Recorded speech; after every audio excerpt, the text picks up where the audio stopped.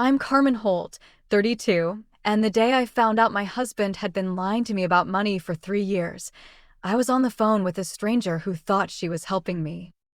Her name was Pamela. She had a warm voice, the kind with a southern drawl, the kind that sounds like an aunt who would give you an extra spoon of sugar in your tea. I was calling about my baby's health insurance. My son Leo was 3 months old, asleep in his stroller next to me, his tiny fingers wrapped around the fabric carrot I had tied to the handlebar. I had been on hold for 12 minutes when Pamela picked up. She asked the usual questions. Name, date of birth, address. Then she said, "So your husband Nathan Holt's gross monthly income is $8,500. Is that correct?" I laughed.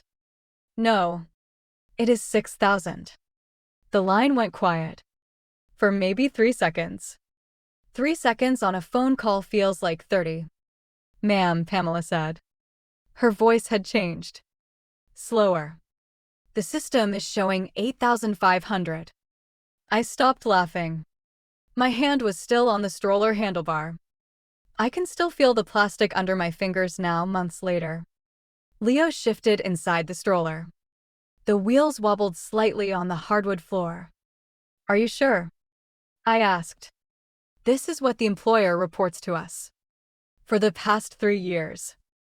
8,500. Every month. 3 years. 36 months. $2,500 more than he told me. Every single month. $90,000 in total income. And I had spent those 3 years clipping coupons at the kitchen table and sorting through discount apples and quietly putting back the steak I had bought as a treat because my husband said we were supposed to be saving. I thought he was my husband. My name is Carmen Holt. I am 32 years old. I live in Columbus, Ohio. Before all of this, I thought I was living the most ordinary American life. A good husband.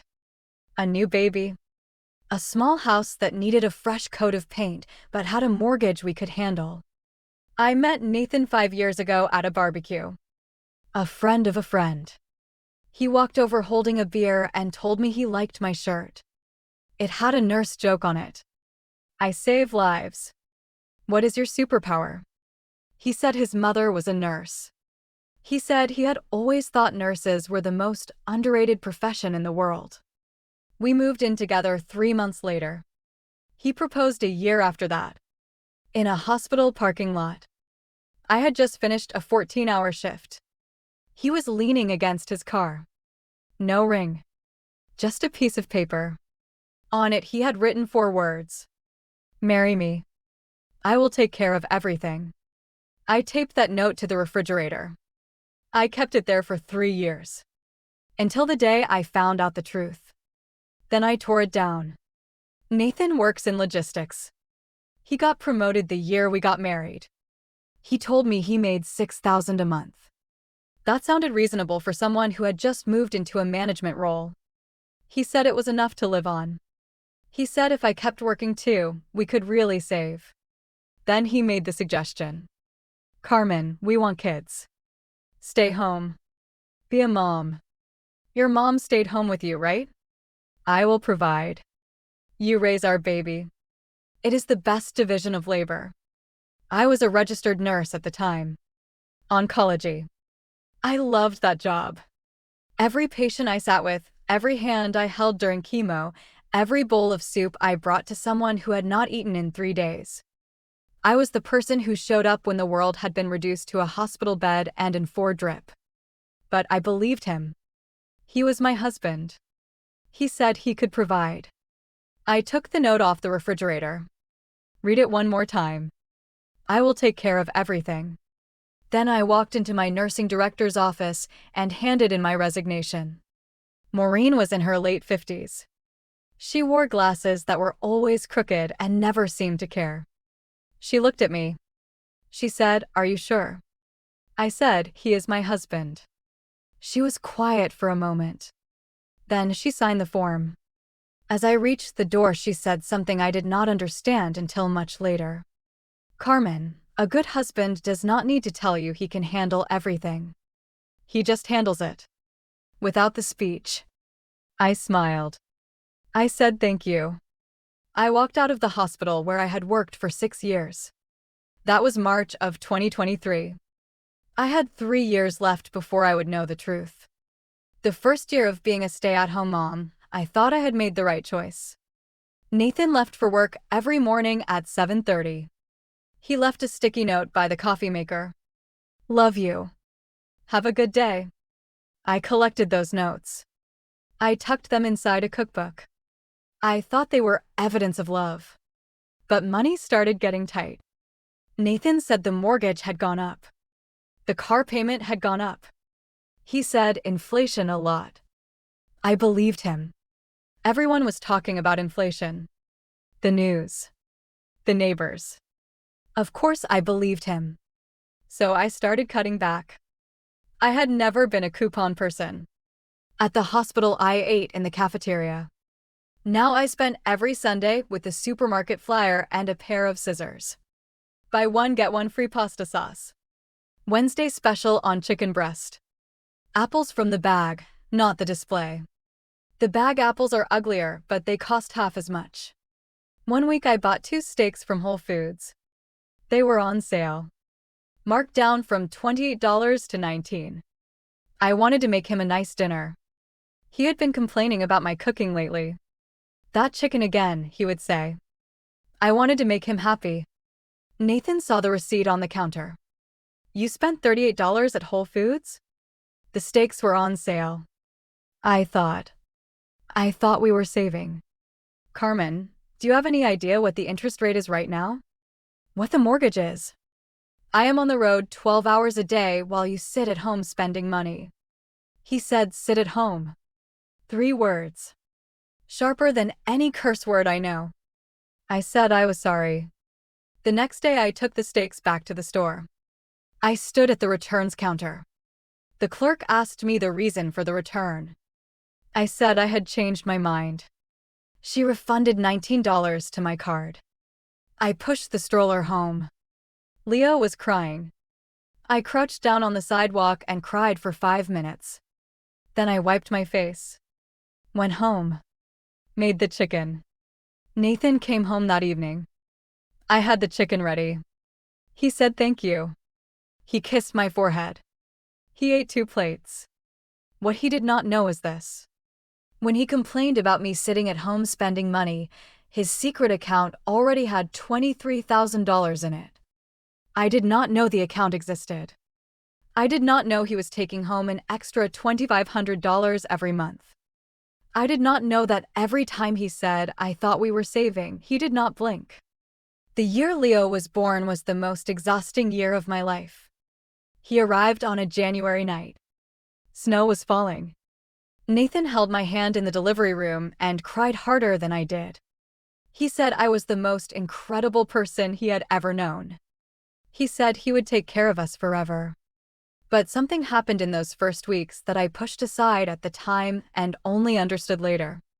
I was still in the hospital, the day after Leo was born. Nathan had gone home to shower. The hospital billing office sent someone up. A woman with a clipboard. She said there was an issue with my insurance. Something about a dependent coverage form that needed updating. She asked me to confirm Nathan's employer and his salary band for the application. I told her $6,000 a month. She typed it in and frowned at her screen. That does not match what is in the system, she said. But sometimes these things take a day or 2 to update after a life event. We will sort it out. I was running on 2 hours of sleep.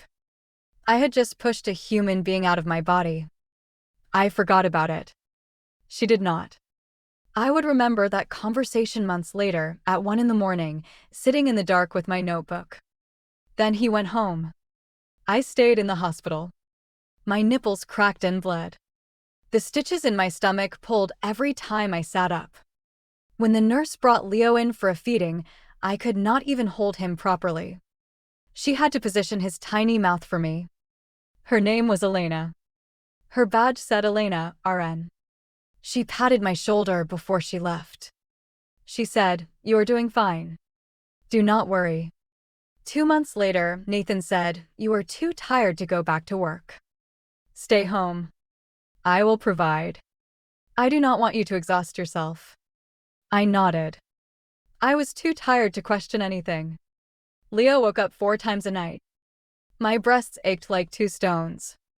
I had not washed my hair in a week. I had not changed out of my pajamas in 3 days.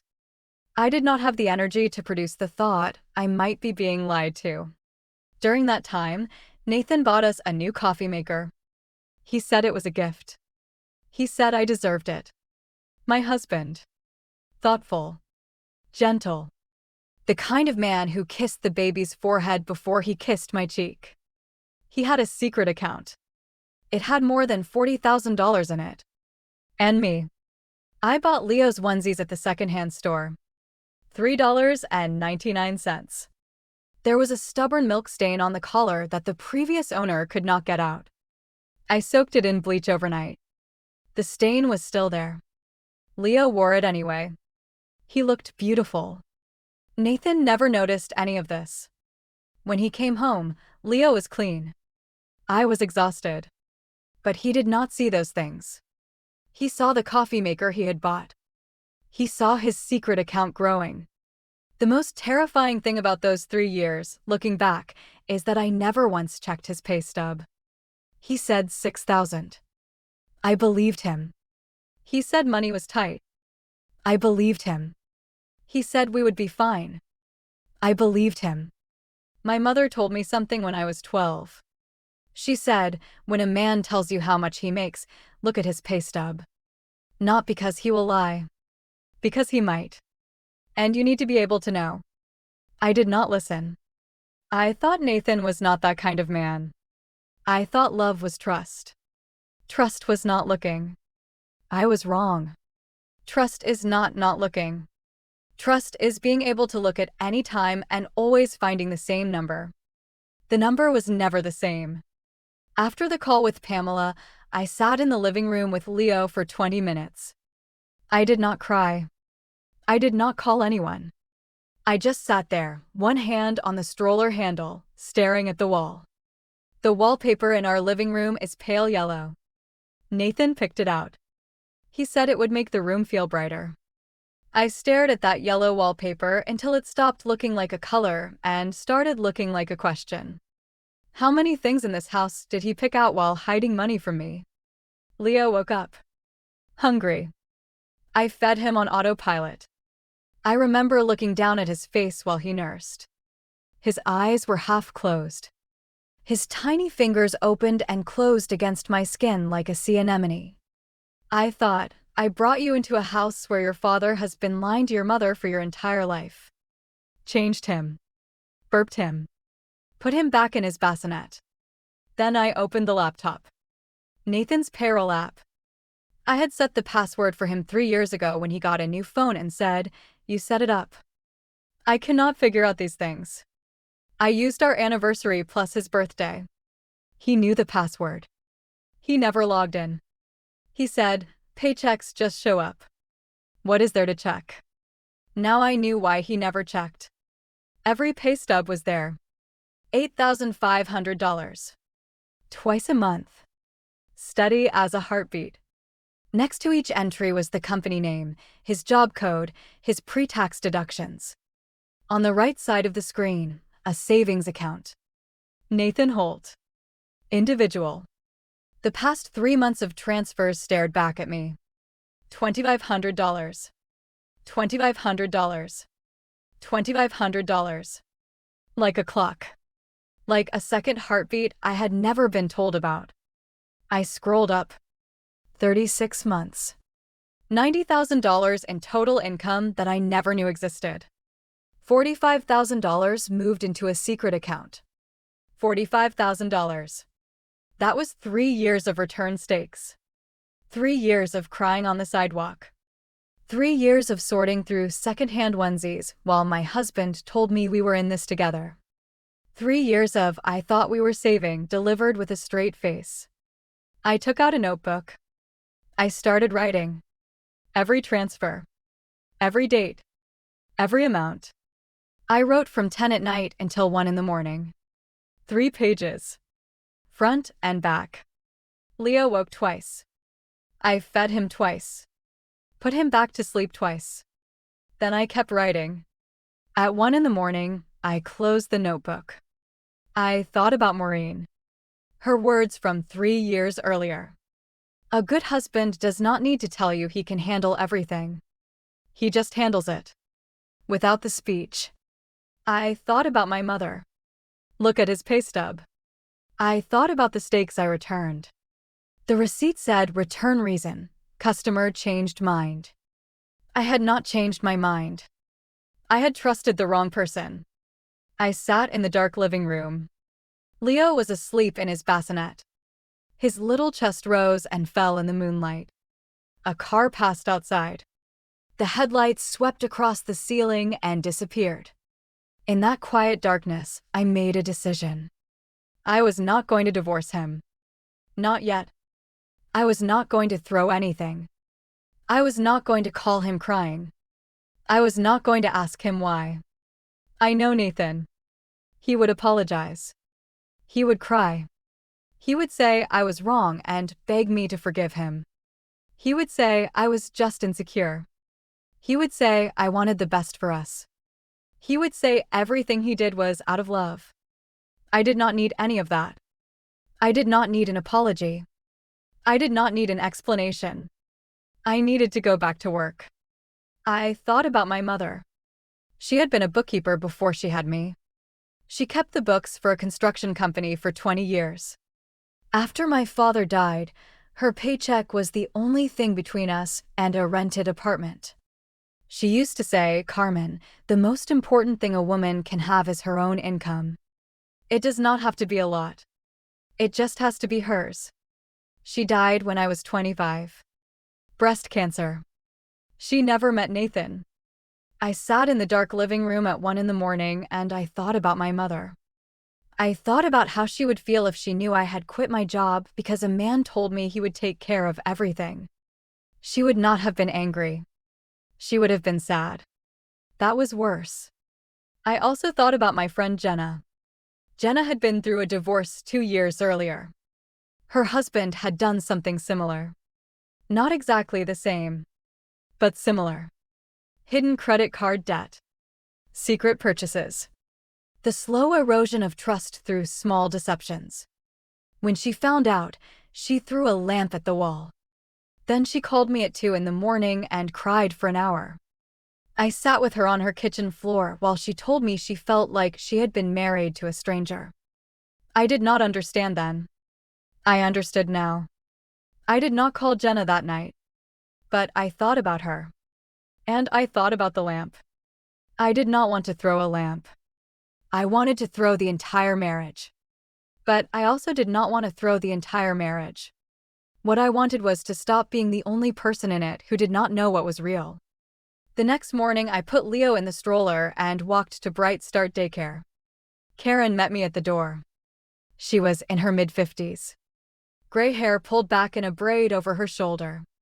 She wore an apron printed with zoo animals. Her office smelled like disinfectant and oranges.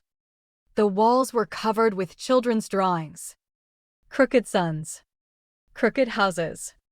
Purple people. She walked me through the building. The infant room had 6 cribs. Above each crib hung a handmade mobile. Shells. Feathers. Tiny bells. Leo stared at a shell mobile for a long time. Karen said, a lot of moms cry when they first walk through here. You are not crying.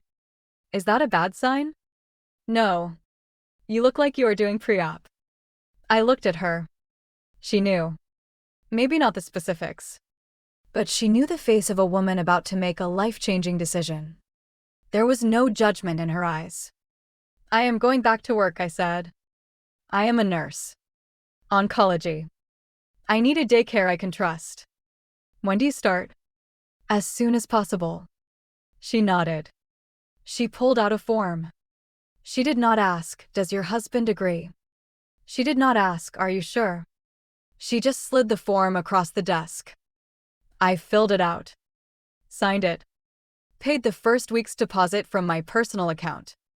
That account had $1,200 left in it. Money from before the marriage. Nathan never paid attention to that account. It was too small to interest him. On the walk home, I passed the hospital where I used to work. 6 stories. Brown brick. 3rd floor window. Oncology. Maureen was somewhere behind that window. I stood on the sidewalk and stared up at it for a long time. Then I pulled out my phone and made a call. Maureen? It is Carmen Holt. I want to know if I can come back. There was a pause. I could hear the hospital intercom in the background. Dr. So-and-so to radiology. The same intercom I had heard every day for 6 years. Maureen said, I was wondering when you would call. You knew I would call? Carmen, I have been a nursing director for 23 years. I have signed hundreds of resignation letters. And I have rehired at least a third of those nurses within 5 years. You want to know the most common reason they give for quitting? My husband said he would provide. You want to know the most common reason they give for coming back? I need my own money. You are not the first. You will not be the last. When can you start? Monday. Monday it is.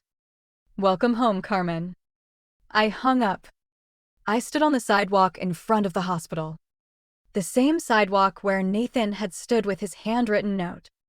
I will take care of everything. I looked up at the 3rd floor window. Then I looked down at Leo in his stroller. He was awake now, staring up at me with his big dark eyes. We are going to be okay, I told him. Your mom is going back to work. That evening Nathan came home. He took off his shoes, kissed the baby's forehead, kissed my cheek. He said, How was your day? I said, Fine. I served him dinner. I washed the dishes. I put the baby to sleep. Then I sat in the living room. Nathan was on the couch watching a baseball game. I did not know which teams were playing. I did not care. I sat down next to him. And I said nothing. That night I said nothing. I wanted one more night. One more night to think. Leo woke at midnight. I carried him through the living room in the dark. Moonlight came through the window. I looked at his tiny face. His eyes were closed. His eyelashes were long, like mine. His fingers curled into the collar of my shirt, like Nathan's. I whispered something. Not to Leo. To myself. You are not going to grow up and find out your mother let herself be lied to her whole life. Morning came. I made coffee. I fed Leo. I changed his diaper. I put on real clothes instead of pajamas. Nathan was at the kitchen counter pouring coffee. He was wearing his gray sweater, the one with the frayed cuffs. He had been wearing it since the night I met him. I said I changed my mind. I am going back to work. Nathan set his coffee cup down on the counter. The sound was small, but very clear. What did you say? I called the hospital. Oncology has a part-time position open. I start next Monday. What about Leo? We talked about this. I found a daycare. Bright start. I went there this morning and paid the deposit. Nathan's face shifted. Not angry. Confused. The confusion of a man who is used to being the one who makes decisions. The confusion of a man who is used to saying, I will handle it. The confusion of a man who is used to me nodding. You made this decision alone? Without discussing it with me. I looked at him. I looked at the face I had known for 5 years. The face that had looked like all the answers in the world on the night he proposed in a parking lot with a handwritten note. I am not the only one who has made decisions alone, I said. $2,500 a month. For 3 years. $45,000. He did not ask what I was talking about. He did not ask how I knew. He did not pretend he could not understand. Because he knew.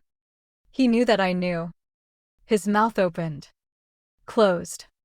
Opened again. A man trying to breathe underwater. Carmen. I start work on Monday. Leo starts daycare on Tuesday. Karen will send me photos. If you come home early, we can talk. If you do not want to talk, we do not have to. But I am never again going to be the only person in this house who does not know where the money is." His eyes went red. Not crying. Something else. The slow leak of air from a tire. His whole presence deflating. "I can explain," he said. "I do not need an explanation. Nathan. I need pay stubs. I need joint accounts. I need to see every deposit and every withdrawal every single month. You can say no. If you say no, we can go to counseling. If counseling does not work, we can go to a lawyer. But whatever the outcome, I start work on Monday." He stood there. His coffee was cold. The baseball game had ended. The sun was up now. He said one thing. Very quietly. Like he was confirming something to himself. "You are really coming back." "I never left, Nathan. You just hid me." That night, Nathan tried to explain. I let him talk. He said it was for us. For emergencies. I wanted to give us security. Security. I opened the notebook. 3 pages of numbers across the kitchen table. His eyes hit the first line. Date. Amount. And the corresponding date when he had said, "I thought we were saving." He did not read any further. "You lied to me by $2,500 every single month for 3 years. You made me return steak. You complained about me at the grocery store. And you had $45,000 hidden in another account. That is not security, Nathan. That is insurance. And it was not insuring our future. It was insuring you alone. I was not trying to hurt you. You just what? You just did not tell me the truth. You just did not let me participate in the decisions. You just did not treat me like an equal partner. You put me in a position where I needed to be protected. But you were not protecting me. You were protecting yourself." He was quiet for a long time. Maybe 2 minutes. 2 minutes of nothing but the refrigerator humming. Then he said, "I was afraid you would leave if you knew. You were also afraid I would stay. But on different terms. You were afraid I would stop trusting you unconditionally. You were afraid I would demand equality. You were afraid I would stop being the woman who nodded when you said things." He did not deny it. I stood up. I closed the notebook. "Nathan, I am not leaving. Not because I trust you. Because Leo needs a father. But I no longer need you to provide for me. I do not need your insurance. I do not need you to decide what is best for me. You are not my boss. You are my husband. The difference between those two things took you 3 years to forget. Here it is. A boss pays you. A husband is your partner." He cried. Not performatively. Quietly. Deep tears that came from somewhere very far down. They dropped onto the kitchen table one at a time. I thought about the early years. The good ones. Before the lying outweighed them.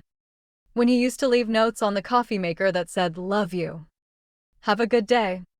When we were building a life that I thought was real. When I believed with my whole heart that this man was on my side.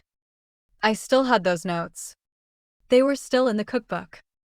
I did not throw them away. I could not. Because the love in them was real, even if the money beside them was false. Both things can be true at the same time. That is the hardest part about being betrayed by someone you love. It is not that everything was a lie. It is that some things were true. And you have to hold both. The truth and the lie. In the same hands. At the same time. I watched him cry for about a minute. I let him. He needed to feel this. He had spent 3 years not feeling anything about the lies he told me every day. Now he was feeling it. I did not rush to make him feel better. The refrigerator hummed. The clock on the wall ticked. Leo was asleep in the next room. Somewhere in the house, my 3 pages of numbers sat on the kitchen table, the ink slightly smudged where my hand had rested. Outside, a car passed. Inside, my husband's tears fell onto the wood grain. And I felt something I had never felt in my marriage before. I felt equal. I stood up. I poured him a glass of water. I put it next to his hand. I do not hate you, Nathan. But that does not mean this did not happen. We have a long road ahead of us. He looked up at me. His eyes were red. His voice was hoarse. He said, "Do you think you can ever trust me again?" I thought about my answer for a long moment. I wanted to give him a real one. I do not know. But I know trust is not a feeling, Nathan. It is a practice. You practice it by showing up. Every day. Every pay stub. Every hard conversation. You want me to trust you again. Do not ask me. Show me. Every Tuesday. For as long as it takes. He nodded. He did not promise. He did not make a speech. He just nodded. That was the first honest thing he had done in 3 years. After he went to bed, I walked to the kitchen. I opened the cabinet where I kept my cookbooks. The old Betty Crocker one with the cracked spine. I opened it. Inside were his notes. All of them. Love you. Have a good day. You are the best thing that ever happened to me. I had kept every one. I spread them across the counter. 23 notes. 3 years. I read each one. Then I took the note from the refrigerator. The original one. Marry me. I will take care of everything.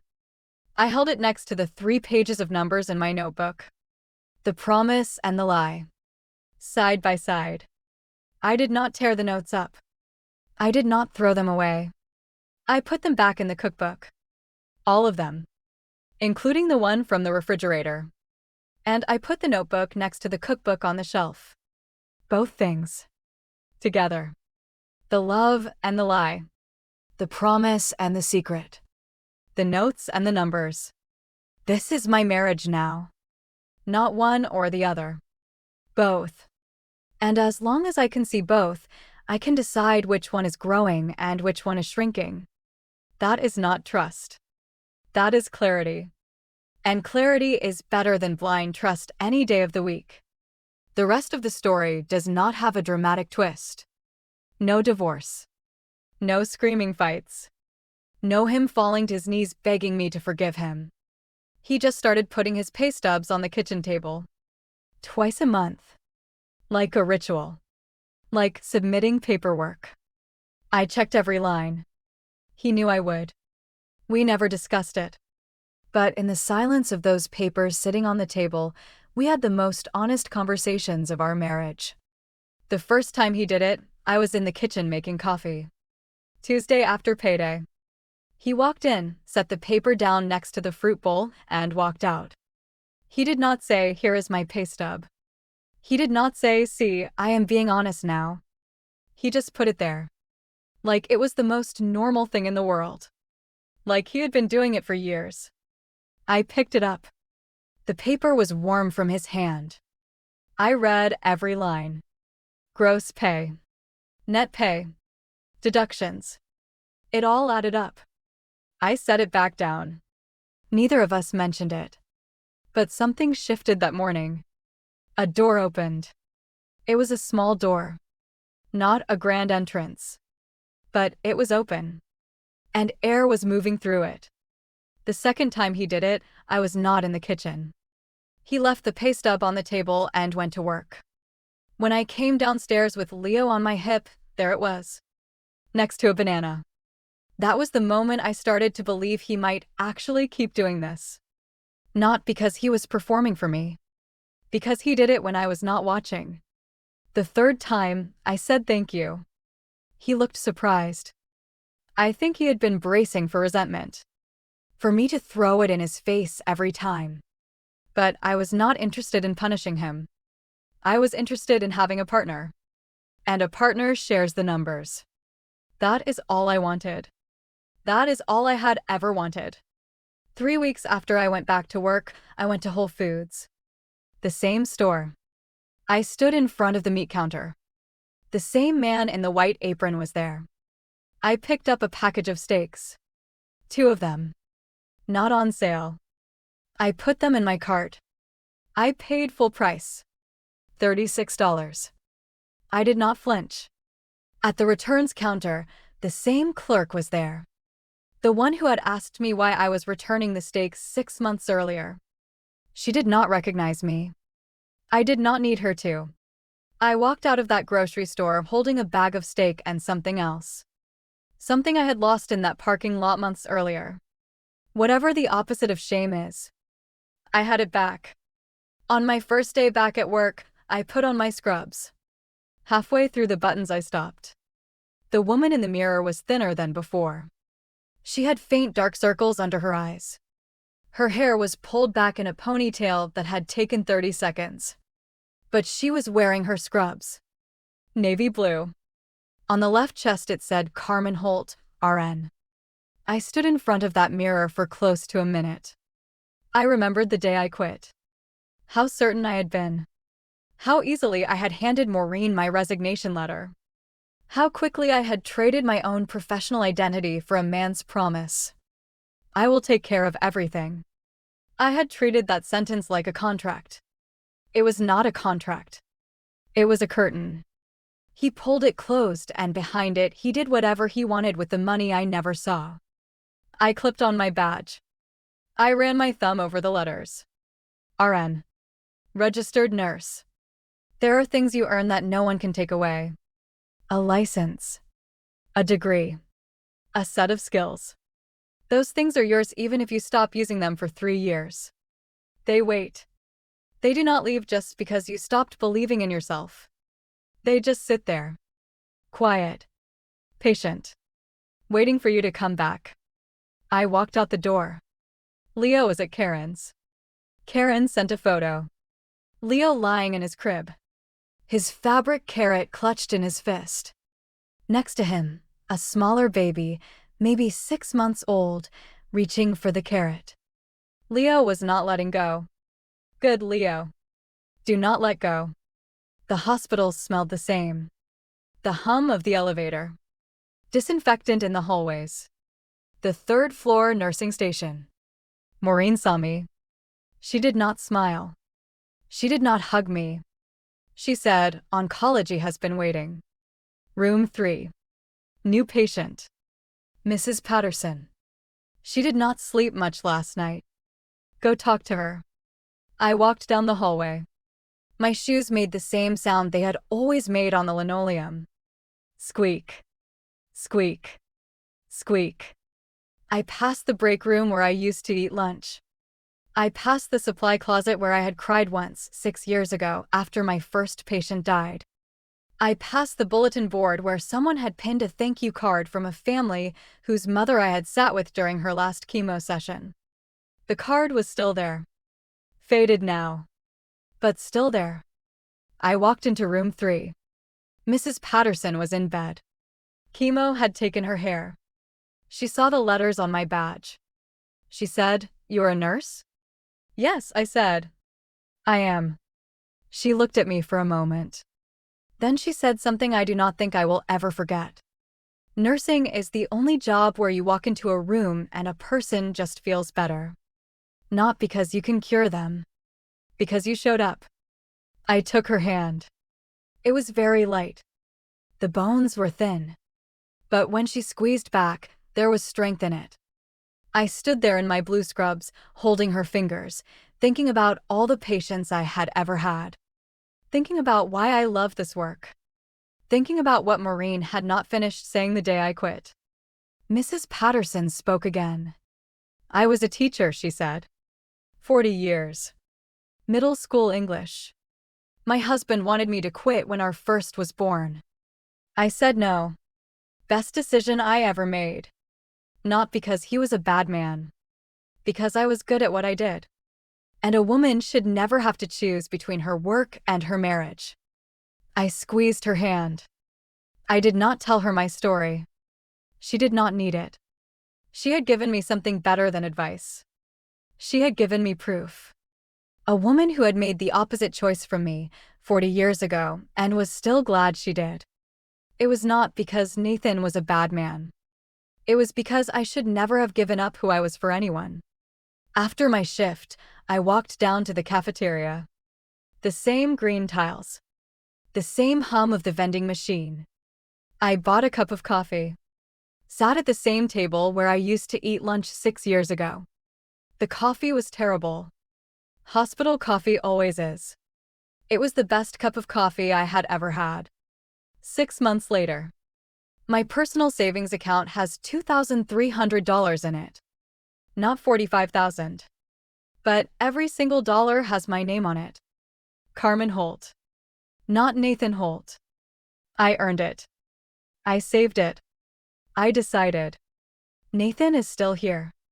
The marriage is still here. But it is different. He does not know the password to my new account. He does not ask. Some things do not need to be said. Some silences are new rules. They are fairer than the old ones. We started seeing a counselor. Every 2 weeks. Her name was Dr. Rivera. She had an office on the 4th floor of a building downtown with a window that looked out at a parking garage. Not much of a view. But the chairs were comfortable. At the first session, Dr. Rivera asked Nathan, "What do you think your wife needs most from you?" Nathan thought about it for a long time.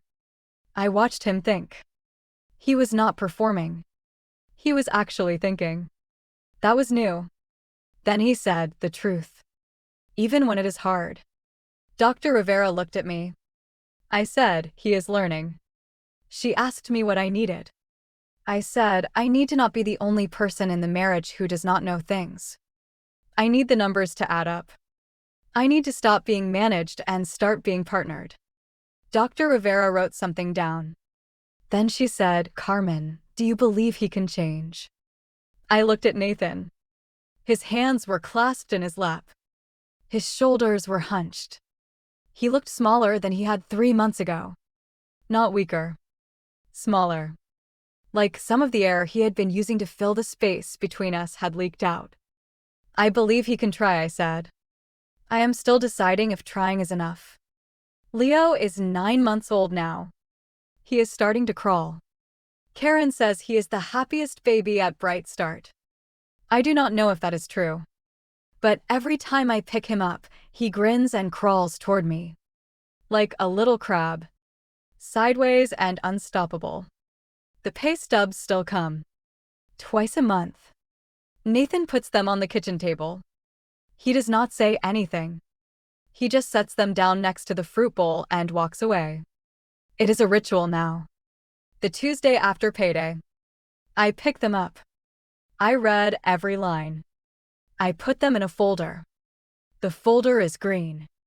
I bought it at Target for $2. It sits on the shelf above the desk where I pay the bills. It is the most important piece of furniture in our house now. Not the coffee maker he bought. Not the yellow wallpaper he picked. The green folder. The one with the numbers that finally add up. One evening I am sitting on the front porch with Leo in my lap. Fall comes fast in Ohio. The leaves are starting to turn. The air smells like dry hay and a distant bonfire. Leo is grabbing at my nursing badge. The blue plastic rectangle with my name and those 2 letters. RN. He puts the badge in his mouth. Drool smears across my name. I wipe it off with my thumb. 3 years ago, I thought marriage was about trust. And I thought trust was about closing your eyes. Now I know. Trust is about keeping them open. Open enough to read a pay stub. Open enough to check a joint account. Open enough to see whether a promise has action behind it. Nathan walks out onto the porch. He is carrying 2 cups of coffee. One for him. One for me. He sits down in the chair next to me. Neither of us speaks. The wind picks up. Leo laughs on my lap. The coffee is hot. I think about something Dr. Rivera said in our last session. She said, "Trust is not rebuilt in the big moments. It is rebuilt in the small ones. In every Tuesday pay stub. In every answered question. In every silence that used to be a lie and is now just a silence." I think about my friend Jenna. I called her a month after I went back to work. We met for coffee at the same cafe where she had told me about her divorce 2 years earlier. She listened to my whole story. When I finished, she set down her cup. She said, "You know what the difference is between you and me?" I threw a lamp. "You opened a notebook. I think your way might be better." I laughed. She laughed.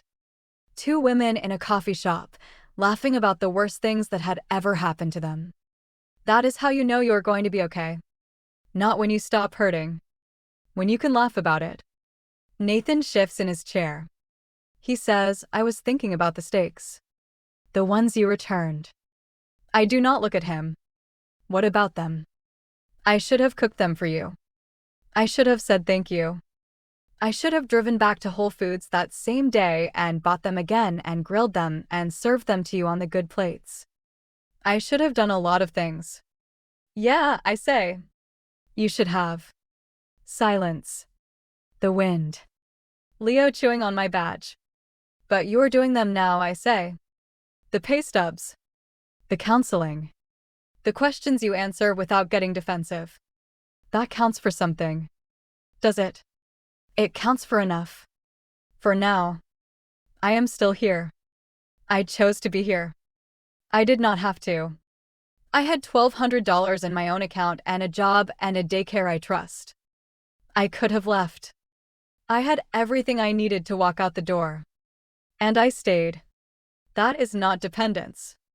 That is a decision. Do you understand the difference?" He is quiet for a moment. Then he says, "I think I am starting to." "Good, Nathan. Keep starting." I think about my mother again. About what she would say if she could see me now. Sitting on this porch. Holding her grandson. Drinking from a cup that I bought. She would probably not say anything. She was not a big talker either. She would just nod. And I would know what the nod meant. "You did good, Carmen. You did not throw the lamp. You opened the notebook. And you got your life back. My name is Carmen Holt. I am 32 years old. I am an oncology nurse. I am the mother of a 9-month-old boy. I am a wife who is learning how to start over. My husband lied to me. He is also learning. Learning not to." And on a fall evening in Ohio, on my own front porch, holding my own son, drinking from my own coffee cup, wearing my own scrubs, paying for my own daycare with my own money, I feel something I have not felt in 3 years. Safe. Not because he will never lie to me again. Because if he does, I can leave. And I am choosing to stay. Not because I have to. Because I can leave. And I did not. That is a real choice. I think about all the women I know who have been through something like this. My mother, who kept her own bank account for 40 years and never once apologized for it. Jenna, who threw a lamp and started over at 34. Maureen, who signed my resignation letter without arguing because she knew I would be back. Karen at Bright Start, who has seen 1,000 mothers walk through her door and knows the difference between running away and running toward. Mrs. Patterson in room 3, who taught 40 years of middle schoolers and refused to let anyone tell her she could not work. Pamela on the benefits hotline, whose 3 seconds of silence on a Tuesday afternoon changed the course of my entire life. There is an army of women who have learned the same lesson I learned. Some of them threw lamps. Some of them opened notebooks. Some of them just put their scrubs back on and walked into work on a Monday morning like nothing had happened. But all of them figured out the same thing. Your life belongs to you. Not to the person who promises to take care of you. To you.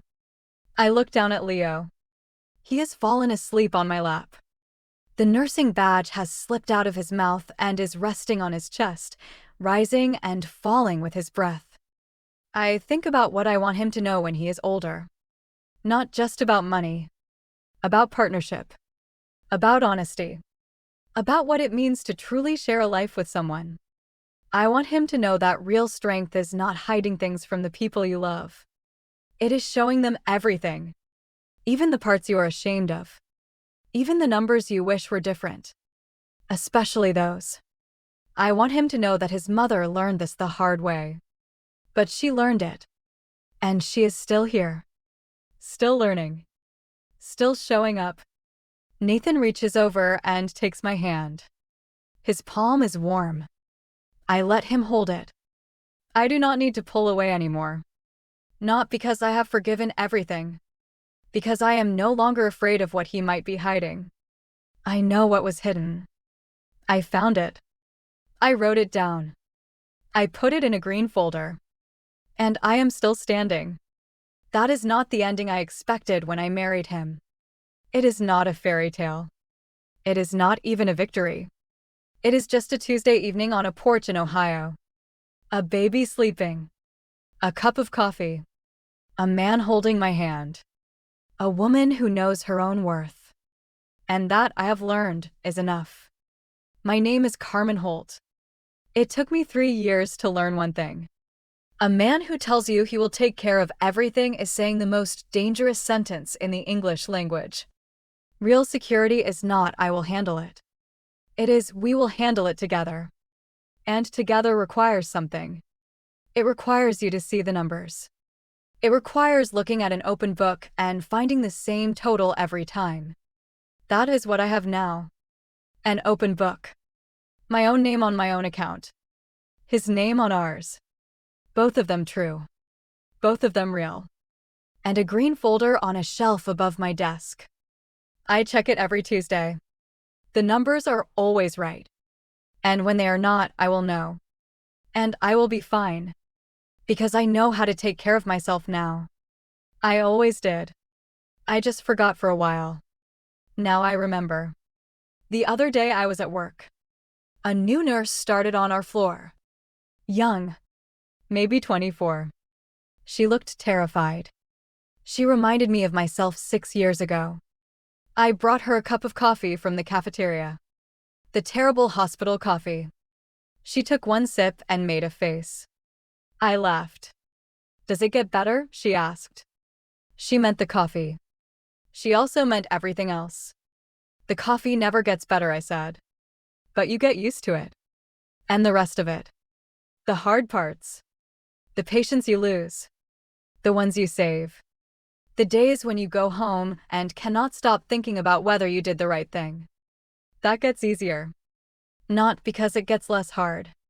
Because you get stronger." She looked at me. She said, "How long have you been a nurse?"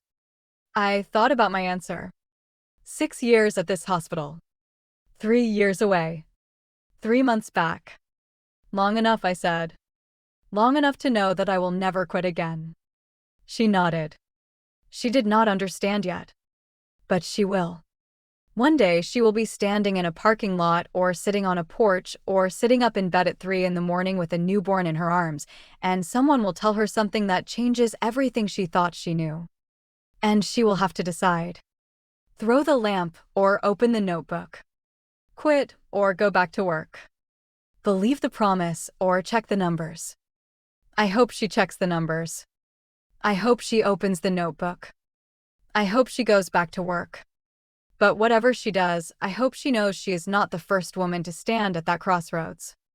And she will not be the last. I walked back to the nurse's station. My badge swung on its clip. Carmen Holt, RN. I looked at it for a second. Then I looked up. The board on the wall listed all the patients on the floor. Mrs. Patterson in room 3. Mr. Nguyen in room 5. A new admission coming in at 4. My patients. My floor. My work. Not Nathan's wife. Not Leo's mother. Not someone who has to ask permission to buy a steak. Just Carmen. RN. A woman who knows her own worth. And will never forget it again.